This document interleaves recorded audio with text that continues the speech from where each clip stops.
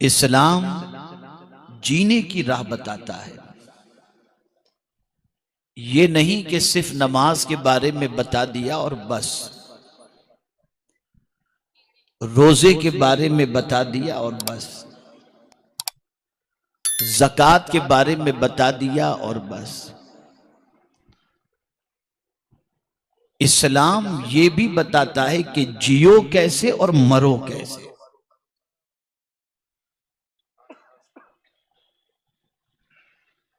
उसी जीने की राह के अंदर रहनुमाई करती हुई एक अजीम आये करीमा की तिलावत का मैंने आपके सामने शर्फ हासिल किया कि दुनिया में जिया कैसे जाए। और सहाबाए किराम अलैहिमुर्रिदवान की कामयाबी ये थी, और कामयाबी का सबब ये था कि वो जीने की राह कुरान से तलाश करते थे। सिर्फ इबादत का रास्ता कुरान से नहीं ढूंढते थे, और अगर जीते थे कुरान की गाइडलाइन पर तो उनका चलना फिरना भी इबादत में शामिल हो जाता।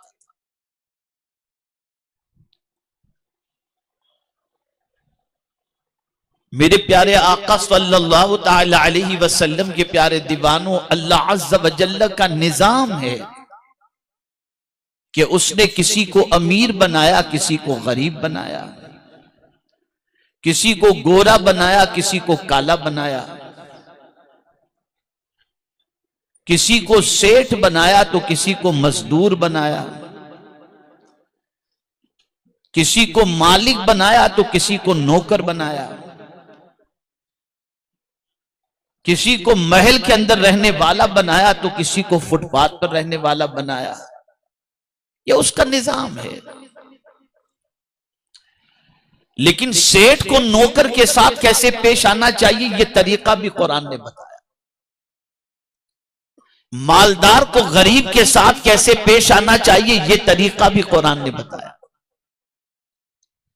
महल में रहने वाले को झोपड़े में रहने वालों से कैसे पेश आना चाहिए यह तरीका भी अल्लाह ने अपनी किताब के अंदर बताया।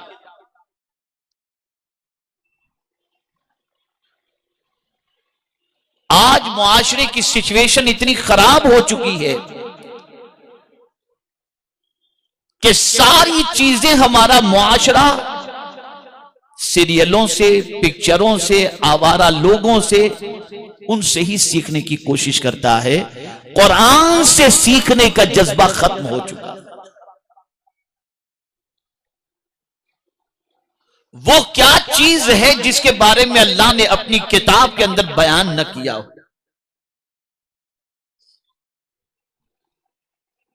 किससे कैसे बात की जाए यह तरीका भी कुरान ने बताया। क्या खाया जाए क्या न खाया जाए यह भी कुरान ने बताया। और खुद पैगंबर रहमत सल्लल्लाहु ताला अलैहि वसल्लम ने अपने किरदारो अमल के जरिए भी बता दिया कि कुरान पर अमल कैसे किया जाता है और कैसे किया जाना चाहिए। अब आज सिर्फ एक आयत को समझना नहीं है, तवज्जो चाहूंगा, सिर्फ समझना नहीं है, सिर्फ सुनना नहीं है, बल्कि आज से इस आयत पर अमल की प्रैक्टिस करना है। अगर इस प्रैक्टिस के अंदर आप सक्सेस हो गए तो फिर दुनिया की कोई ताकत गिरा नहीं सकती।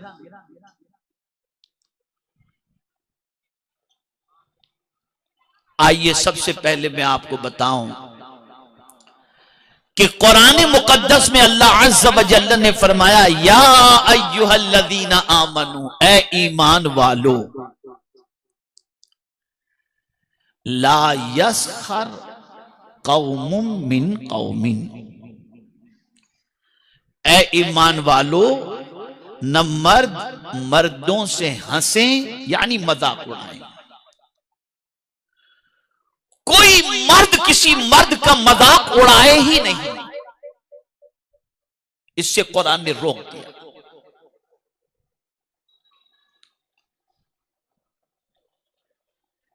और ज्यादातर मजाक वो उड़ाता है जो खुद को कुछ समझता है। और सामने वाले को कुछ नहीं समझता।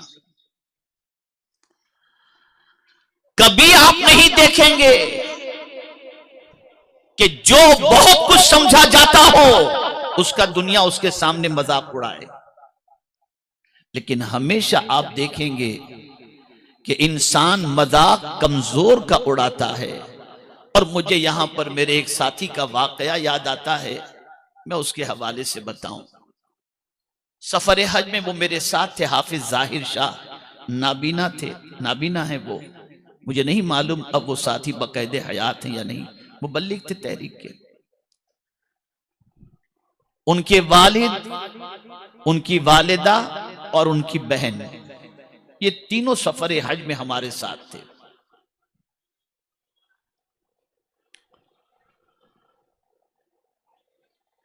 हज की अदायगी के बाद हम लोग पहुंचे मदीने मुनव्वरा। तो मक्का शरीफ के अंदर भी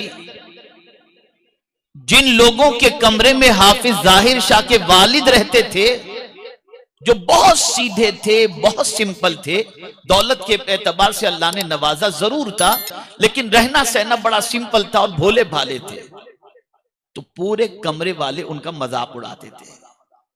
अब मजाक का अंदाज आपको समझा दूं क्या होता था। क्या चचा कैसे हो, बस इस तरीके से जो आम अंदाज होता है, हल्का समझकर मजाक उड़ाना है। वो बेचारे बर्दाश्त करते थे, कुछ नहीं कहते थे, वो भी हंस के टाल देते थे।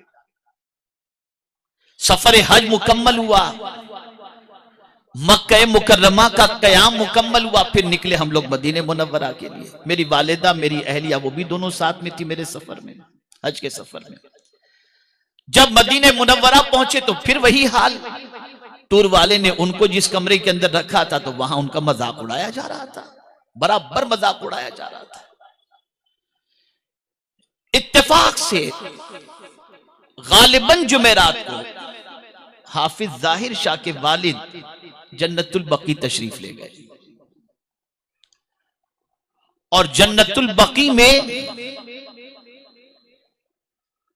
एक मजार के करीब खड़े होकर, एक बुजुर्ग के मजार के करीब खड़े होकर यूं गुंबद खदरा को देखा और फिर मजार को देखा और कहा, यार ये जगह कितनी अच्छी है। तवज्जो चाहूंगा, ये जगह कितनी अच्छी है कि यहां से साफ गुंबद खदरा नजर आता है। ये कहकर वो आ गए कमरे की तरफ। मेरी वालिदा ने मुझसे फरमाया कि बेटा मेरे लिए चाय लेकर जाओ। तो टूर वाले की चाय मेरी वालिदा को समझ में नहीं आती थी, मैं होटल से चाय उनके लिए ले आता था। तो मैं चाय लेने के लिए गया, चाय लेकर जैसे ही जीना चढ़ रहा था होटल का, तो हाफिज जाहिर शाह की बहन मिली। हजरत हजरत मेरे अब्बा को कुछ हो गया, आप जल्दी चलो। मैं जल्दी से भागा, चाय वालिदा को दिया, उनके वालिद तक पहुंचा तो देखा तो उनकी तबीयत एकदम सीरियस। मेरे दोस्त को मैंने फोन किया जो मदीने शरीफ में रहते थे, वो आए, जैसे गाड़ी में उनको रखा उनकी रूह परवास कर गई। तवज्जो चाहूंगा, उनकी रूह परवास कर गई। उसके बाद जब दफन करने का वक्त आया तो वही जगह मिली जहां से खड़े रहकर उन्होंने कहा था कि कितनी अच्छी ये जगह है, यहां से गुंबद खतरा नजर आ रहा है। और फिर उसके बाद मैंने मजाक उड़ाने वालों को अगर यह कहूं तो गलत ना होगा कि खून के आंसू रो रहे थे कि हमने किसका मजाक उड़ाया जिसको हुजूर ने कबूल फरमा लिया।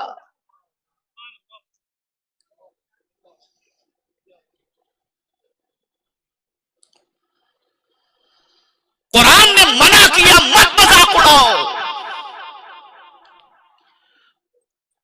और फिर वाज़े तौर पर फरमाया, आसा अन यकूनु खैरा,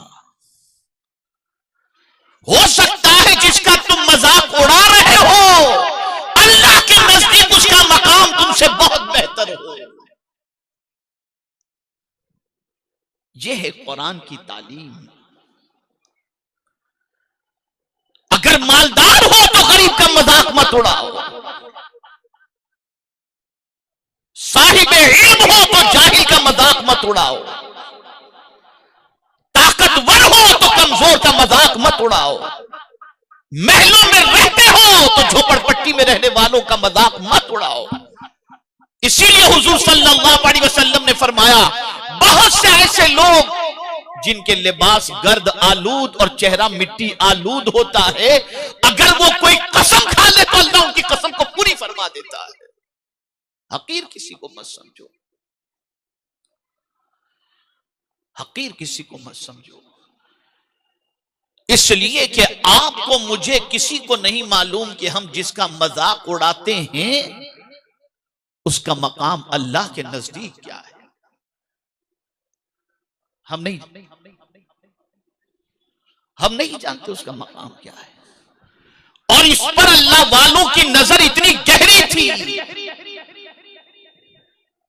सहाबा का इस पर इतना अमल था कि मैं आपको क्या बताऊं। और औलिया किराम अलैहिमुर रिदवान का भी इस पर बड़ा जबरदस्त अमल था। पीछे जरा शोर बंद करवाइए, माइक का शोर बंद करवाइए पीछे। एक मरतबा दुरूद शरीफ पढ़ लें। अल्लाहुम्मा सल्ली अला सय्यिदिना व मौलाना मुहम्मदिन मादिनिल जूदि वल करम व आलिहि व अस्हाबिहि व बारिक व सल्लिम सलातन व सलामन अलैका या सय्यिदी या रसूल अल्लाह सल्लल्लाहु तआला अलैहि वसल्लम। मैं किसी मामूली शख्स की बात नहीं करता आपके सामने।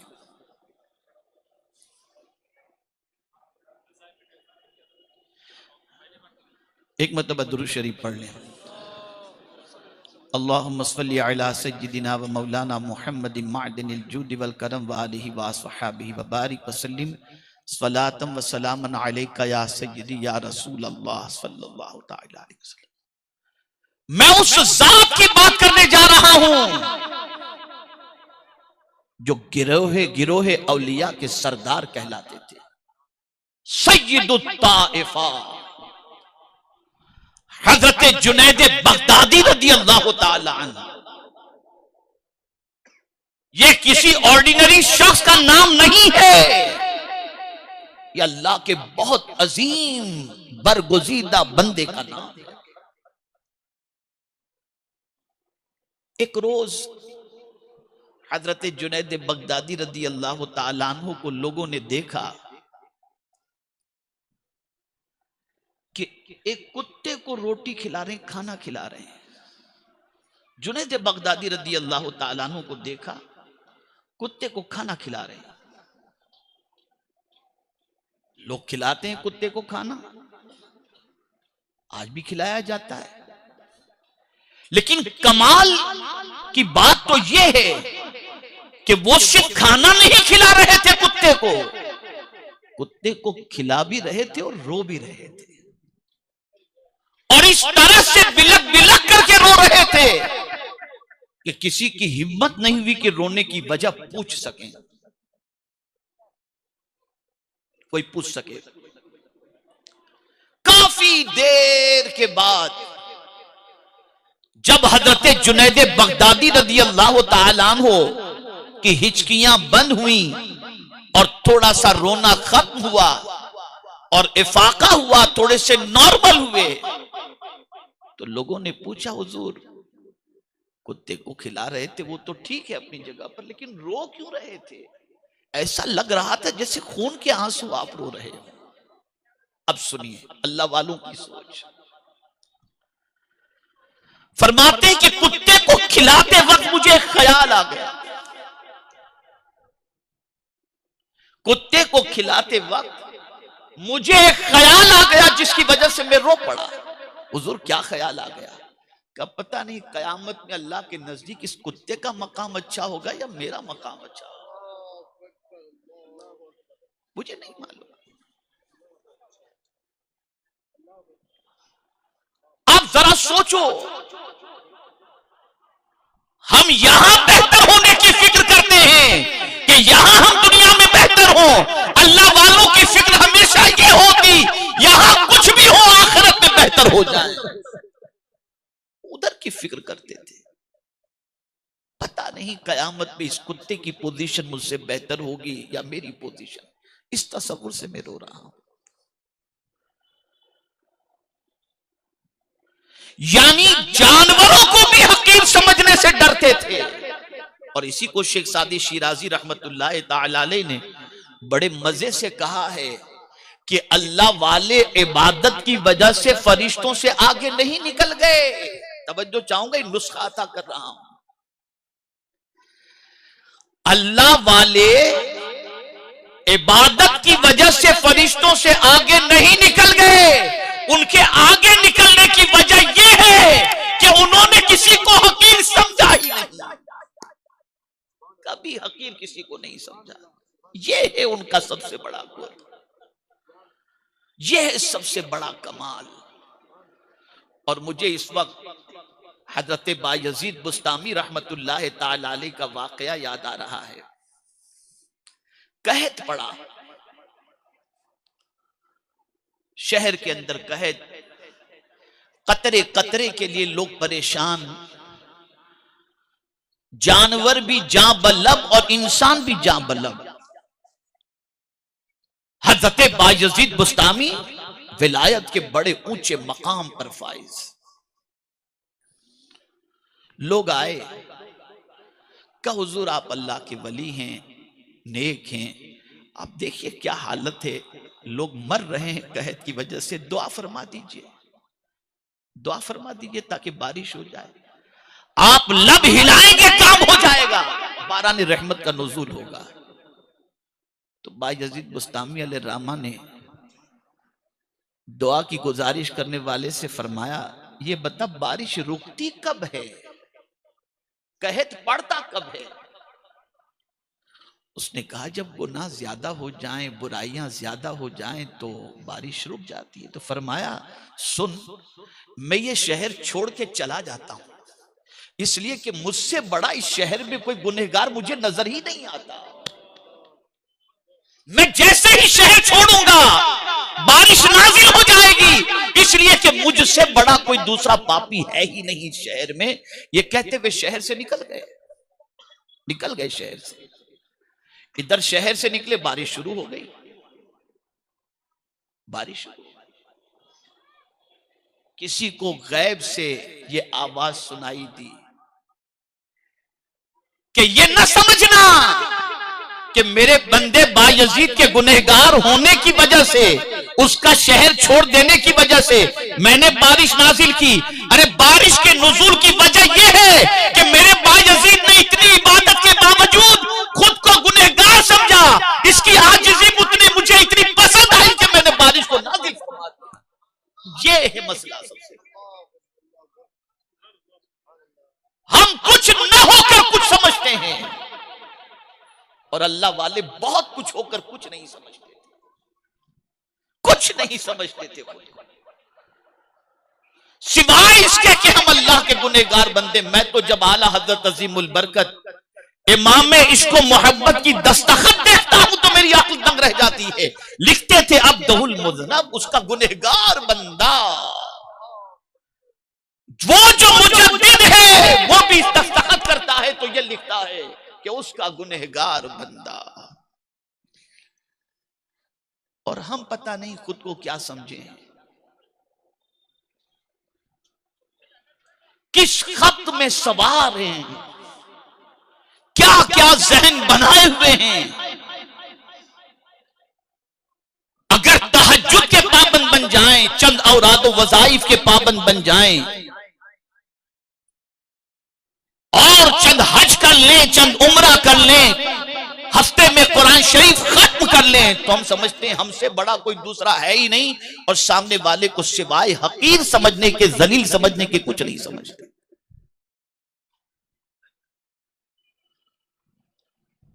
खबरदार, किसी को हकीर न समझो। जहां किसी पर हकारत की नजर पड़ी, बस वो बंदा अल्लाह की नजर से गिर गया, अल्लाह की नजर से गिर गया। अब आइए थोड़ा सा समझे, मौला अली की बारगाह में चलते हैं, जहां पर सारे सिलसिले जाकर के खत्म हो जाते हैं।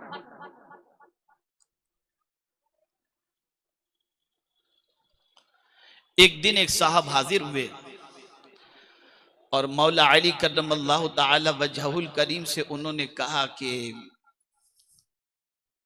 जरा सैयदना सिद्दीक अकबर रदी अल्लाह ताला अन्हु के बारे में कुछ फरमाइए आप। अब जब वो बोलना शुरू किए सिद्दीक अकबर के बारे में तो इतनी तारीफ, इतनी तारीफ, इतनी तारीफ, इतनी तारीफ कि अर्ज करने वाला सोचता है कि मौला अली सिद्दीक अकबर की इतनी तारीफ कर रहे हैं। फिर जब काफी टाइम उनकी तारीफ में लग गया तो कहा अच्छा हुजूर कुछ फारूक आजम के बारे में बता दो। अब लगे फारूक आजम की तारीफ करने, इतनी तारीफ कि उसमें भी वक्त काफी चला गया। तो अब साहिल सोचा कि अभी उस्मान गनी रदी अल्लाह ताला अन्हु के बारे में कहूंगा तो फिर और वक्त ले लेंगे, और मुझे तो जानना यह कि मौला अली खुद अपने बारे में क्या कहते हैं, मैं तो ये जानने आया।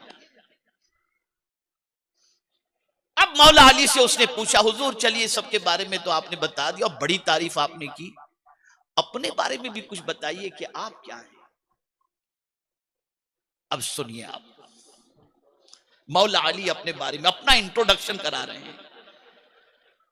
कहते अना रजुलुम मिनल मुस्लिमीन, मैं मुसलमानों में से एक गिरा पड़ा बंदा हूं, इसलिए कि तनवीन यहां पर तहकीर के लिए है कि मैं मुसलमानों में एक गिरा पड़ा बंदा हूं। अब आप सोचिए वो जो आखिर रसूल हैं, जिनका मकाम इतना अर्फ व आला कि जहां पर सारे सिलसिले जाकर के खत्म होते हैं, वो अपने बारे में ये कहते नजर आते हैं कि मैं तो मुसलमानों का, मुसलमानों में से एक छोटा सा अदना सा मुसलमान।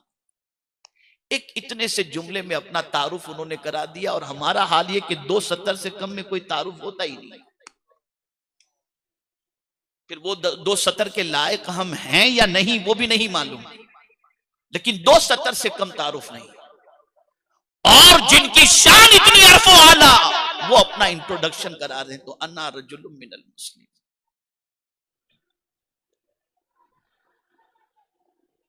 बहुत कुछ होकर खुद को कुछ न समझना, यह है कमाल की बात, और यही अल्लाह को बहुत पसंद है। इसीलिए शेख सादी शिराजी अलैहि रहमा फरमाते हैं कि छोटों को कभी कभी अल्लाह इतना बड़ा मकाम अता कर देता है कि बड़े भी उस मकाम तक नहीं पहुंच सकते। अब शेख सादी अगर कहें तो उनका कहने का अंदाज भी ऐसे ही हिकमत भरी बातें फरमाते हैं कि आंख की पुतली इतनी सी है, छोटी सी, लेकिन वो यहां से आसमान तक देख लेती है, और हाथ इतना बड़ा कुछ नहीं देख सकता। हाथ इतना बड़ा कुछ नहीं देख सकता, लेकिन ये छोटी सी पुतली आसमान को देख लेती है। और फरमाते पहाड़ों में सबसे छोटा पहाड़ तूर, लेकिन ये तूर छोटा है, अल्लाह ने इसको इतनी बुलंदी अता कर दी कि इसके नाम की पूरी सूरत अपनी किताब के अंदर रख दी। छोटा समझो, खुद को कुछ न समझो। जहां किसी को हकीर समझा कि बस वहीं से गिरावट शुरू हो जाती है। जीने की राह यह है, खबरदार किसी मुसलमान को कमतर और खुद को बेहतर समझने की कोशिश नहीं करनी चाहिए। और आज ये खास तौर पर बला सरमाएदारों के अंदर पाई जाती है। गरीब को सलाम करना, अरे ये और मेरे सलाम का, उसको मैं सलाम करूं, ये पटे हुए कपड़े पहनने वाले को मैं सलाम करूं। आ जाए तो साइड से निकल जाते हैं कि अभी परेशान कर देगा। अपने बाजू में खड़ा हो तो खड़ा रखना पसंद नहीं करते कि ये हमारा तर्ज। हजरत अब्दुल्ला इब्ने मसऊद रदी अल्लाह ताला अन्हु, जिनकी तारीफ मौला अली करमल्लाहु ताला वजहुल करीम यूं फरमाते हैं कि अब्दुल्ला इब्ने मसऊद ने तो कूफा को जो है वो इल्म से भर दिया। इसलिए कि जब हजरत अब्दुल्ला इब्ने मसऊद को लेने के लिए कूफा वाले आए फारूक आजम के पास, तो फारूक आजम रदी अल्लाह ताला अन्हु ने फरमाया, हालांकि मुझे अब्दुल्ला की बहुत जरूरत है, लेकिन मैं अपनी जरूरत को तुम्हारी जरूरत पर कुर्बान करता हूं, ले जाओ अब्दुल्ला को तुम्हारे यहां के लिए। हजरत अब्दुल्ला इब्ने मसऊद तशरीफ ले गए, और उसके बाद जब मौला अली का कूफा जाना हुआ तो हजरत अब्दुल्ला इब्ने मसऊद इस्तकबाल के लिए जब गए तो 4000 उलमा मौला अली के इस्तकबाल के लिए तशरीफ ले गए थे। तो जब मौला अली ने देखा तो फरमाया, अब्दुल्ला तुमने तो पूरे कूफे को इल्म से भर दिया है, अब उनका कौल सुनिए। कौन? हजरत अब्दुल्ला इब्न मसऊद, जिनसे हुजूर कुरान सुना करते थे। हुजूर जिनसे कुरान सुनते थे वो हजरत अब्दुल्ला इब्न मसऊद। फरमाते हैं कि मैं डरता हूं, तवज्जो चाहूंगा, मेरे मदारिस के असातिज़ा यहां जितने बैठे, मेरी इस्लाह की गरज से मैं अर्ज करना चाहूंगा, थोड़ा सा देखें और सोच देखें अल्लाह वालों की और सहाबी रसूल की। हजरत अब्दुल्ला इब्न मसऊद रज़ी अल्लाह तआला अन्हु फरमाते हैं, मैं किसी को कुत्ता कहने से डरता हूं कि कहीं अल्लाह मुझे कुत्ता न बना दे।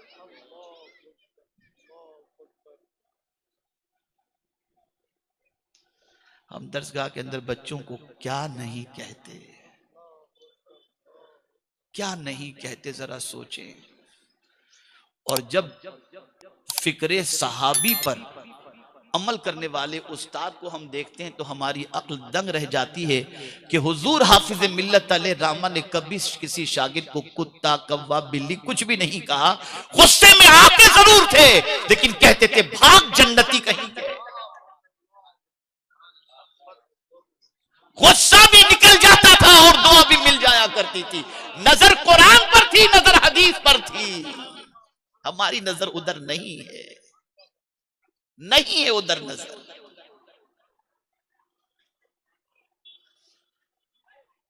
मजाक उड़ाने से पहले ये जहन के अंदर रखो, नहीं मालूम कि जिसका मजाक उड़ाया जा रहा है उसका अल्लाह के नजदीक क्या मकाम है। मुझे यहां एक और वाकया याद आ गया।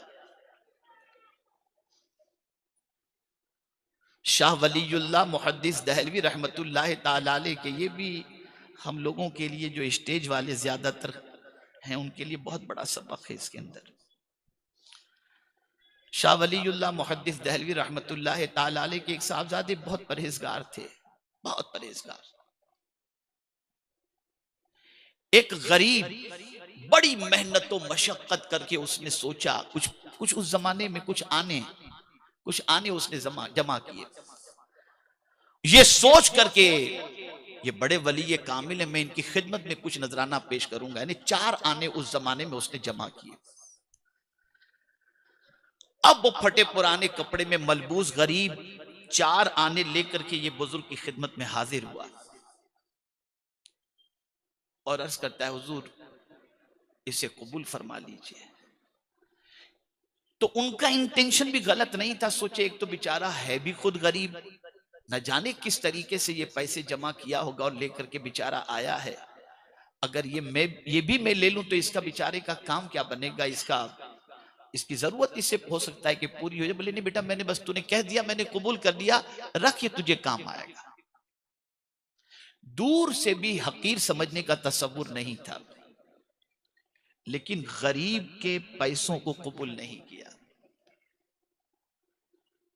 शाम होते ही तबीयत के अंदर एक बड़ी अजीब कैफियत पैदा हुई। नमाज में मजा नहीं आ रहा, औराद वज़ाइफ में दिल नहीं लग रहा, लज्जते सजदा खत्म हो गया। सोचते ये क्या है। 2-4 दिन गुजरे तो कुछ नुकसान शुरू हो गया, यहां तक कि मालो जर की किल्लत शुरू हो गई। तो सोचते कि हो सकता है रफी दरजात के लिए, इसलिए कि गुनाह से तो बचे हुए थे ना, तो सोचे कि हो सकता है रफी दरजात के लिए अल्लाह ताला ने ये सब कुछ इम्तिहान में गिरफ्तार किया है। तो इस तसव्वुर के आते ही गैब से आवाज आती है, नहीं, ये दरजात की बुलंदी के लिए नहीं है, ये एक मेरा गरीब बंदा मेहनत तो मशक्कत से कुछ नजराना लेकर के आया और उसका दिल जो टूटा है उसकी वजह से हमने ये सारी लज्जतें छीन ली हमने सब। अब वो एकदम बिल्कुल होश में आ गया, तलाश किया, उसको बुलाया और बुला करके कहा तू जो लेकर के आया था ना कुछ दिनों पहले, ला मैं कबूल कर लेता हूं। कहा हुजूर पहले तो आप नहीं कबूल किया, बुलाकर कबूल कर रहे हैं। कहा अब समझ में आ गया तेरा मकाम क्या है और मेरी कैफियत क्या है, अब समझ में आ गया।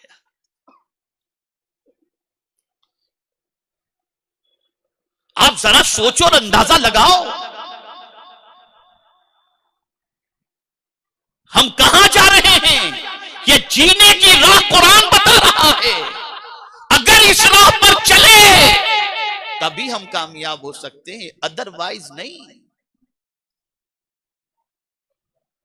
मेरे प्यारे आका सल्लल्लाहु ताला अलैहि वसल्लम के प्यारे दीवानों, अब हुजूर का अमल भी देख लें सल्लल्लाहु अलैहि वसल्लम क्या कबूल करते थे। अल्लाह अल्लाह अल्लाह। और क्या गरीबों की कद्र करते थे मेरे आका सल्लल्लाहु अलैहि वसल्लम। एक जंग के मौके पर लोगों ने बहुत कुछ जमा कराया, लेकिन एक गरीब के पास सिवाय चंद खजूरों के कुछ भी नहीं था। सारे सामान के ढेर के उसके सबके ऊपर उन खजूरों को हुजूर ने रखा जो गरीब की तरफ से आई थी, और फरमाया मुझे उम्मीद है इस गरीब की वजह से सबका अल्लाह कबूल फरमा लेगा। याद रख, मैं सिर्फ तैदी से नेमत की खातिर कह रहा हूं, मेरा रब मेरी नीयतों को जानता है। मैं आज से 20-25 साल पहले बंगाल एक जगह पर गया हुआ था, कहीं कोई लाइट का नामो निशान नहीं, बस वही लालटेन वगैरह जलते थे, और बड़ा एकदम गरीब, एकदम गुर्बत के अंदर डूबा हुआ इलाका।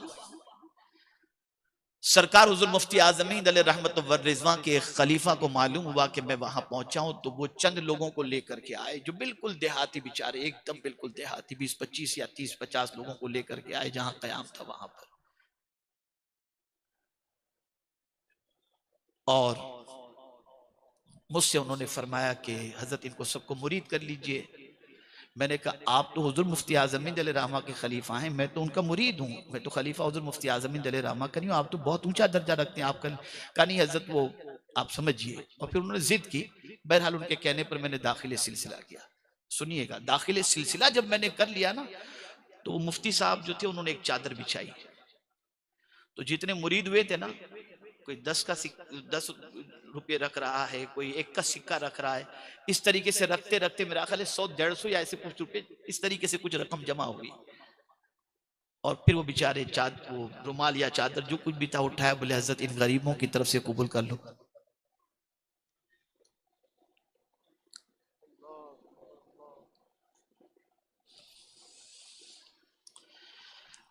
एक मतलब दुरूद शरीफ पढ़ ली।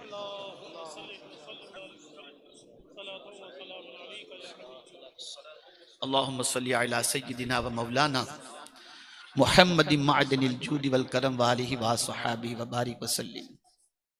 मैंने आज भी उन पैसों को कफन के लिए संभाल के रखा है।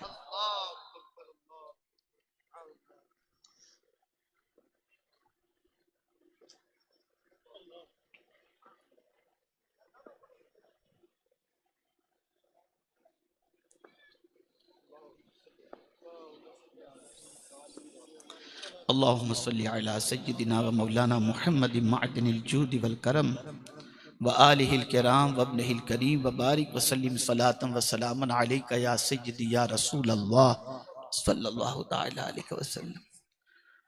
हर एक की कमाई में कहीं ना कहीं से मुमकिन है कुछ न कुछ नक्स हो सकता है, लेकिन उन बेचारों की कमाई के अंदर मुझे कहीं से कोई नक्स समझ में नहीं आया, नहीं समझ।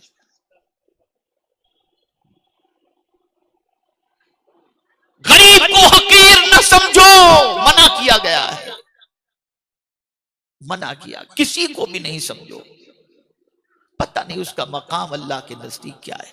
मत मजाक उड़ाओ, कमजोरों का मजाक मत उड़ाओ, गरीबों का मजाक मत उड़ाओ। यही एक टॉपिक बड़ा लंबा है, मैं इस आयत के इतने से टुकड़े पर ही फिर चलिए आगे। ये मर्दों से मर्दों की बात, कि मर्द अगर किसी मर्द का मजाक उड़ाएं तो पता नहीं उस मर्द का मकाम अल्लाह के नजदीक क्या हो, इसलिए मजाक नहीं उड़ाए। कुरान ने औरतों को भी कहा वला निसाउन मिन निसाइन, और कोई औरत किसी औरत का मजाक न उड़ाए। आज मालदार औरतें गरीब औरतों का मजाक, ये कहां से आ गई? इसको किसने दावत दी थी? ला हौला वला कुव्वत, ला हौला वला कुव्वत। उम्मुल मुमिनीन हजरत आयशा सिद्दीका रदी अल्लाह ताला अन्हा, कौन उम्मुल मुमिनीन? जिनके सिलसिले में आयत करीमा नाजिल हुई, आयत ततहीर नाजिल हुई, जिनकी वजह से 1/4 इस्लाम दुनिया के लोगों तक पहुंचा। जो मुफ्तिया भी थी, कारिया भी थी, आलिमा भी थी। जानते हैं हुजूर सल्लल्लाहु अलैहि वसल्लम के पास तशरीफ फरमा थी, किसी की उन्होंने सिर्फ नकल की तो सरकार सल्लल्लाहु अलैहि वसल्लम ने फरमाया, हुमैरा मुझे बहुत सारा माल भी मिले तो मैं किसी की नकल नहीं उड़ा सकता। अब आगे का सुनिए आप, ये तिरमिजी शरीफ की हदीस है, मैं किसी की नकल नहीं उड़ा सकता। इतने में उम्मुल मुमिनीन हजरत सफिया रदी अल्लाह तआला अन्हा तशरीफ ला रही थी और इत्तेफाक से हजरत सफिया रदी अल्लाह तआला अन्हा का कद थोड़ा सा पस्त था। तो हजरत उम्मुल मुमिनीन आयशा सिद्दीका रदी अल्लाह तआला अन्हा ने कहा कुछ भी नहीं, सिर्फ इशारे से यूं किया, सिर्फ इशारे से। अब इस पर हुजूर ने क्या फरमाया सुनिए, इरशाद फरमाते हैं, आयशा अगर तेरे ये इशारे के अमल को दरिया के अंदर डाल दिया जाए तो दरिया की रंगत बदल जाएगी। जरा सोचो आप,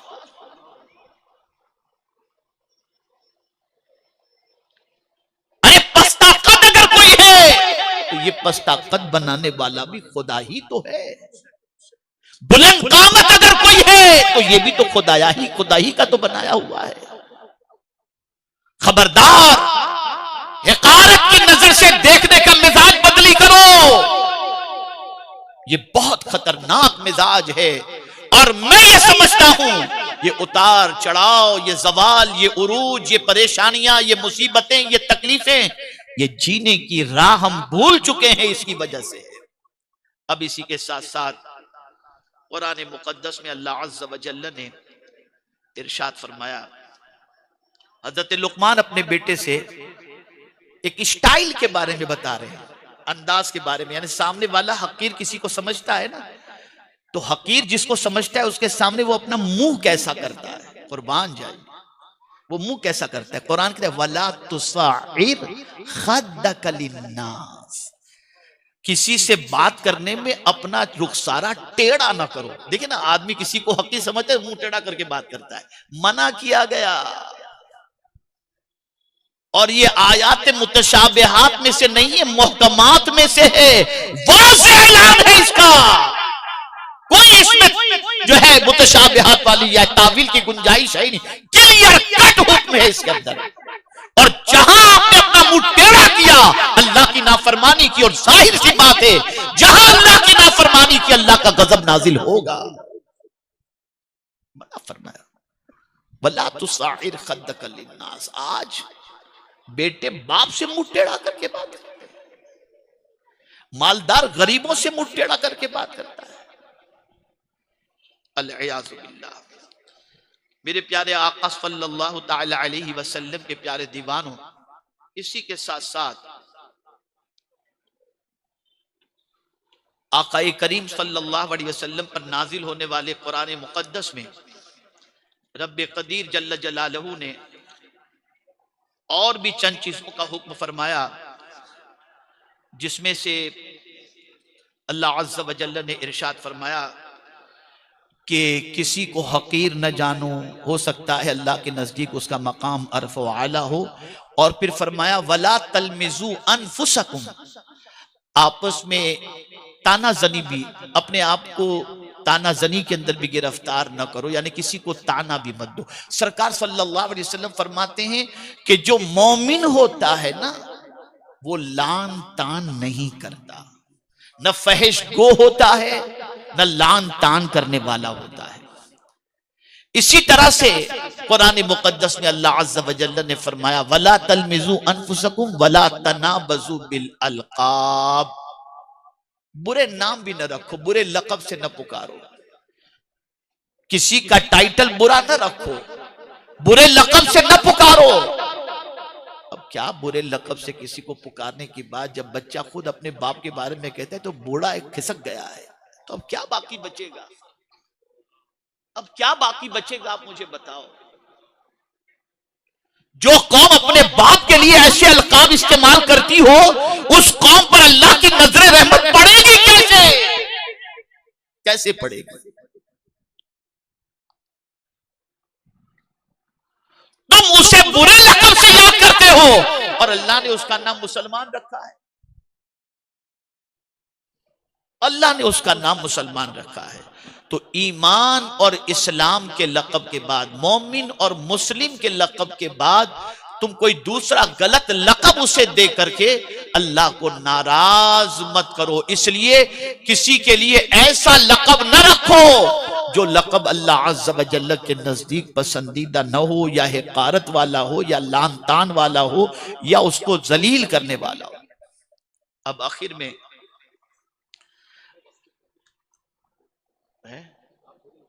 एक मरतबा और दुरूद शरीफ पढ़ लें। अल्लाहुम्मा सल्ली अला सय्यिदिना व मौलाना मुहम्मदिन मअदनिल जूदि वल करम व आलिहि व अस्हाबिहि व बारिक व सल्लिम सलातन व सलामन अलैका या सय्यदी या रसूल अल्लाह सल्लल्लाहु तआला अलैहि व सल्लम। एक मरतबा और दुरूद शरीफ पढ़ लें। अल्लाहुम्मा सल्ली अला सय्यिदिना व मौलाना मुहम्मदिन मअदनिल जूदि वल करम व आलिहिल किराम व इब्निहिल करीम व बारिक व सल्लिम सलातन व सलामन अलैका या सय्यदी या रसूल अल्लाह सल्लल्लाहु तआला अलैहि व सल्लम। अब सुनिए सरकार सल्लल्लाहु अलैहि वसल्लम का वो इरशाद जो लान तान करने वालों से मुताल्लिक है। हजरत अबू दरदा रदी अल्लाह तआला अन्हु से रिवायत है, ये मुस्लिम शरीफ की हदीस है, कि रसूल आजम सल्लल्लाहु अलैहि वसल्लम ने इरशाद फरमाया, बहुत लान तान करने वाले कयामत के दिन न गवाह होंगे न शफी होंगे। जो बहुत लान तान करते हैं ना, सरकार फरमाते हैं सल्लल्लाहु अलैहि वसल्लम, न कयामत के दिन वो गवाह होंगे और न शफी होंगे। कोई उनकी शफाअत कबूल नहीं की जाएगी, कोई उनकी गवाही कबूल नहीं की जाएगी। इसी के साथ मेरे प्यारे आका सल्लल्लाहु तआला अलैहि वसल्लम के प्यारे दीवानों, किसी मोमिन के ऊपर ऐब लगाने से भी बचो, मना फरमाया गया, और लान तान करने से भी बचने के हवाले से रसूल आजम सल्लल्लाहु तआला अलैहि वसल्लम ने इरशाद फरमाया। अब दूसरी हदीस समाअत फरमाए। हजरत अब्दुल्लाह इब्न मसऊद रज़ी अल्लाह तआला अन्हु से रिवायत है कि रसूल आजम सल्लल्लाहु अलैहि वसल्लम ने इरशाद फरमाया, मोमिन न तान करने वाला होता है, न लानत करने वाला, न फहिश बकने वाला, न बेहुदा होता है। अब ये चार बातें आप समझ लीजिए। मोमिन, हम आज कहते हैं कि कुरान ने तो कहा वांतुमुल आलौना इन कुंतुम मुमिनीन, कामयाब तुम ही रहोगे अगर तुम मोमिन हो। अब हुजूर सल्लल्लाहु अलैहि वसल्लम फरमाते हैं कि जो मोमिन होता है उसके अंदर यह सिफत भी होनी चाहिए कि वो ताना नहीं देता, वो लानत नहीं करता, लान तान से बचता है। चलिए ये दोनों चीजें तो अपनी जगह पर हैं। हो सकता है कि इसके सिलसिले में बहुत सारे मुसलमान बचते हुए किसी हद तक नजर आए, लेकिन आगे की दो बातें हुजूर ने फरमाई कि न फहिश बकने वाला और न बेहुदा होता है। जो मोमिन होगा वो फहिश बकने वाला नहीं होगा। आज हमारे मोहल्लों के अंदर बातचीत का आगाज ही होता है फहिश से, गाली गलोच और इसी चीज से हमारे मोहल्ले में बातों का आगाज होता है। और बेहुदा बातें अल-इयाज़ु बिल्लाह, अल-इयाज़ु बिल्लाह, इतनी बेहुदा बातें मैं बता नहीं सकता। कभी कभार तो कहीं ऐसा मौका आ जाता है कि जहां पर कई ऐसे मुसलमान नौजवान जो मन चले होते हैं, उनकी जबान से बेहुदगी की बातें सुनकर ऐसा लगता है क्या कुछ भी नहीं सीखा इन्होंने इस्लाम के बारे में। इसी के साथ साथ अब आइए, रसूल आजम सल्लल्लाहु तआला अलैहि वसल्लम ने इरशाद फरमाया, हजरत मुआद बिन जबल रदी अल्लाह तआला अन्हु से रिवायत है कि रसूल आजम सल्लल्लाहु अलैहि वसल्लम ने इरशाद फरमाया, जिस शख्स ने अपने भाई को उसके किसी गुनाह पर शर्मिंदा किया तो वो शख्स उस वक्त तक नहीं मरेगा जब तक कि वो उस गुनाह का इर्तिकाब न कर ले। एक शख्स है जिसने कोई गुनाह किया और गुनाह करने के बाद उसने तौबा कर ली, तौबा कर ली। अब अगर कोई शख्स उसकी तौबा के बाद उसे फिर भी आर दिलाए, तो ये आर दिलाने वाला उस वक्त तक न मरेगा जब तक कि उस गुनाह के अंदर भी वो गिरफ्तार न हो जाए, गिरफ्तार न हो। और ये किसी और का कौल नहीं, सादिक़ो मस्दूक सल्लल्लाहु अलैहि वसल्लम का कौल है। मेरे प्यारे आका सल्लल्लाहु अलैहि वसल्लम के प्यारे दीवानों, क्या इसके सिलसिले में बुरे अलकाब के हवाले से उलमा ने क्या फरमाया? तो बाज उलमा ने फरमाया बुरे नाम रखने से मुराद किसी मुसलमान को कुत्ता, गधा या सुअर कहना भी है। अगर कोई ये कहता है उसके लिए लाजिम है कि वो तौबा करे, उसके लिए जरूरी है कि अगर उसने किसी मुसलमान को कुत्ता, गधा या सुअर कहा या उसको अलग गलत अलकाब उसको दिए, तो लाजिम है कि वो तौबा करे, उसके लिए जरूरी है। इसी के साथ मेरे प्यारे आका सल्लल्लाहु तआला अलैहि वसल्लम के प्यारे दीवानों, कुरान ने फिर नतीजा बता दिया, वमल्लम यतुब, जो तौबा न करे, फउलाइका हुमुज़ ज़ालिमून, तो वो जुल्म करने वाला है, वो जालिम है। और कुरान ने जिसे जालिम कह दिया तो अब उसे समझ लेना चाहिए कि वो जालिम है या नहीं। मैं उसके लिए एक थर्मामीटर आपके सामने रख देता हूं, थर्मामीटर रख देता हूं। आप और हम सब उस थर्मामीटर के जरिए या उस आईने के जरिए अपने बारे में देख लें कि हम क्या हैं। आसान सा तरीका, अगर कुरान की आयतों का असर हमारी जिंदगी पर नहीं होता, अल्लाह के फरमान का असर हमारी जिंदगी पर नहीं होता, हमारी जिंदगियों में तब्दीली पैदा नहीं होती, तो हमें समझ लेना चाहिए कि हम जालिम हैं। दलील कुरान से पेश करता हूं, हमें समझ लेना चाहिए कि हम जालिम हैं। यहां जालिम से मुराद काफिर की बात नहीं कर रहा, मोमिन, लेकिन जिसने अपनी जान पर जुल्म किया। इसलिए कि कुरान ने खिताब जो किया है या अय्युहल्लज़ीना आमनू से किया, और उसके एंड में फरमाया वमल्लम यतुब फउलाइका हुमुज़ ज़ालिमून, तो यहां सब मोमिनीन ही से हुक्म हो रहा है। अगर कुरान से हमें रास्ता नहीं मिलता और कुरान पर हमारे अमल का जज्बा नहीं है, तो समझ लेना कि हम जालिमों में हैं। इसलिए कि कुरान ने कह दिया इन्नल्लाह ला यहदिल कौमज़ ज़ालिमीन, बेशक अल्लाह जालिम कौम को रास्ता नहीं दिखाता। तो अब हमारे लिए जरूरत इस अम्र की है कि जालिमीन की लिस्ट में नहीं आना, तो हमें चाहिए कि अल्लाह की बारगाह में सच्चे दिल से तौबा कर लें, सच्चे दिल से इस्तिग़फ़ार कर लें, माफी मांग लें, उसे राजी कर लें, और ये अहद करें कि आज के बाद हम किसी को हकीर नहीं समझेंगे, और आज के बाद हम किसी को जो है वो बुरे लक़ब से नहीं पुकारेंगे, आज के बाद खुद को किसी से बेहतर तसव्वुर नहीं करेंगे, आज के बाद लांग टांग से अपनी ज़बान को बचाएंगे। अगर इन सारी चीजों का हमने अहद किया और आज से प्रैक्टिस हमने शुरू कर दी, तो मेरे प्यारे आका सल्लल्लाहु अलैहि वसल्लम के प्यारे दीवानों, इस एक आयत की प्रैक्टिस की बुनियाद पर उम्मीद कामिला है कि अल्लाह रब्बुल इज्जत जल्ल जलालहू हमें दोनों जहां की सुरखरुई नसीब फरमा दे।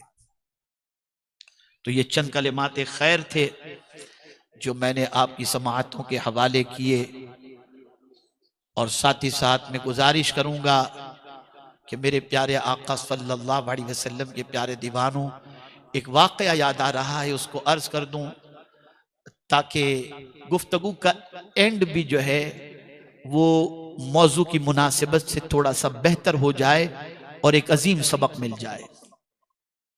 एक शख्स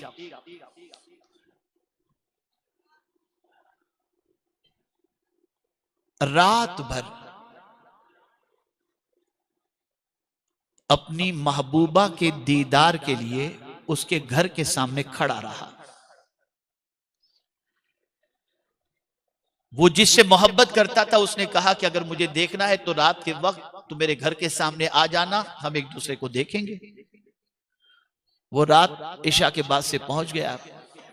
रात भर वो खड़ा रहा, लेकिन उसकी महबूबा बाहर न निकली और अपना जलवा न दिखा सकी। यहां तक कि खड़े खड़े वक्त गुजर चुका और फज्र की अजान की आवाज कानों से टकराई। अजान की आवाज सुनते ही उसका दिल अंदर से लरस गया और सोचने लगा, एक लड़की के लिए पूरी रात में खड़ा रहा लेकिन उसका दीदार भी नहीं हुआ। काश पूरी रात में अपने रब की याद में खड़ा रहता तो क्या होता। बस दिल पे चोट लगी अजान की आवाज के बाद। घर गया, थोड़ा सा सामान लिया, तौबा कर ली, उसको छोड़ा और निकल गया। वो निकला, जैसे ही निकला वो थोड़ी देर के बाद जब सूरज निकला और थोड़ा सा आगे बढ़ा तो एक गली से एक बुजुर्ग निकले। वो भी किसी सफर पर जा रहे थे, दोनों साथ हो लिए चलने लगे। कुछ सफर तय किया तो कुछ सफर तय करने के बाद जब सूरज एकदम शबाब पर आ गया तो अल्लाह ने बादल को इन दोनों के ऊपर साया फगन कर दिया। अब बादल उन दोनों के ऊपर, तो अब वो तो जो रात भर लड़की की मोहब्बत में खड़ा था वो तो सोच रहा था मैं तो बड़ा पापी आदमी हूं, मेरे लिए थोड़ी बादल आया होगा। और बुजुर्ग तो इबादत गुजार थे, तो सोचा हो सकता है अल्लाह ने मुझे धूप से बचाने के लिए मुझ पर ये करम कर दिया हो। बहरहाल दोनों चलने लगे। कुछ सफर तय करने के बाद रास्ते दोनों के जुदा हुए। अब जब रास्ते जुदा हुए तो बादल का टुकड़ा बुजुर्ग के साथ नहीं चल रहा, उस बंदे के साथ चल रहा है, उस बंदे के साथ। अब वो बुजुर्ग चौंके, या अल्लाह ये कौन इबादत गुजार बंदा है कि बादल का टुकड़ा इसके साथ। फौरन पूछा, बता जरा तेरी नेकियां क्या। कहा, मैं तो बड़ा पापी आदमी, मैं अपने पाप के बारे में क्या बताऊं कि मैंने कौन सा गुनाह किया है। अलबत्ता इतना जरूर है कि मैंने सुबह ही अजान के बाद से सच्ची तौबा कर ली। कहा, मुबारक तेरी तौबा, अल्लाह ने इस तरह से कबूल फरमाई कि आज तेरे को दुनिया के धूप से तेरे को अल्लाह ने बचा लिया। मुझे उम्मीद है कि तेरी सच्ची तौबा की वजह से अल्लाह आग से भी तुझे बचा देगा। ये है सच्ची तौबा, ये है तौबा का करिश्मा। तो आज तौबा कर ले, मायूस न हो अपने रब से, वो बड़ा करीम है। तौबा नहीं करेंगे तो जालिमों की फहरिस्त के अंदर आएंगे, और तौबा वो नहीं करता जो अकड़ता है। तो आज हम इस रूह परवर सुन्नी इज्तिमा में साबिका गुनाहों से सच्चे दिल से तौबा कर लें, और इसी के साथ हमेशा किसी को हकीर समझने से बचने की आदत बनाएं, और इसी के साथ साथ बुरे अलकाब, बुरे नाम, ये सारी चीजों को देने से बचने की कोशिश करें। इंशाअल्लाह उल अज़ीम कुरान की इस आयत पर अमल का सदका अल्लाह दुनिया और आखिरत दोनों में हमें अता फरमाएगा। मर्दों से भी गुजारिश है और खवातीन भी घर बैठे सुन रही हों तो उनसे भी गुजारिश है, खबरदार खबरदार खबरदार, तुम्हारे पास जर्क बर्क लिबास हो, तुम्हारे पास ज्वेलरी हो, तुम्हारे पास महल हो, तुम्हारे पास सब कुछ हो, लेकिन किसी गरीब को कभी हकीर मत समझना। तुम्हें और मुझे नहीं मालूम कि उसका मकाम रब के नजदीक क्या है। अल्लाह ताला मुझे सबसे पहले अमल की तौफीक अता फरमाए, साथ में आप सबको भी तौफीक अता फरमाए। वमा अलैना इल्लल बलागुल मुबीन। अस्सलामु अलैकुम व रहमतुल्लाहि व बरकातहू।